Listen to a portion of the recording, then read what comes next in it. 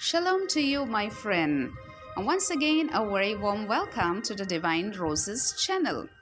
Well, in this video, I would like to share one of the most comforting promise word in the Bible which you can lean upon when your soul is really cast down.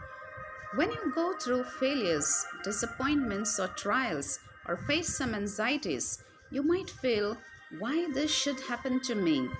But the word of God in Romans 8:28 assures us that he can bring good even in our sufferings.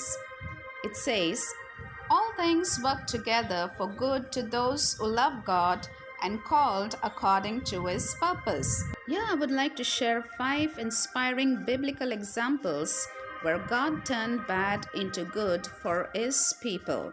The first beautiful example is that of Daniel in the lion's den. God protected Daniel from the lions, demonstrating his faithfulness even when facing seemingly impossible situation. Second is that of Joseph's brothers. Joseph's brothers initially plotted to kill him, but God used their actions to lead Joseph to a position of power in Egypt, ultimately saving his family during a famine.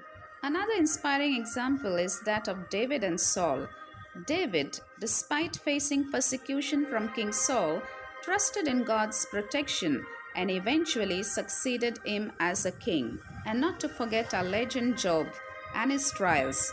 God allowed Job to suffer greatly, but he demonstrated Job's unwavering faith and eventually restored his fortunes and family. And the list can go on, but I would like to cite one last beautiful example, the most blessed man in the Bible, and that is the thief on the cross.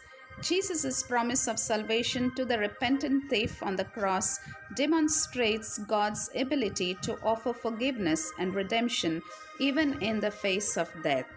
These examples and many others in the Bible illustrate that God is ultimately in control and can bring about good outcomes even in difficult circumstances.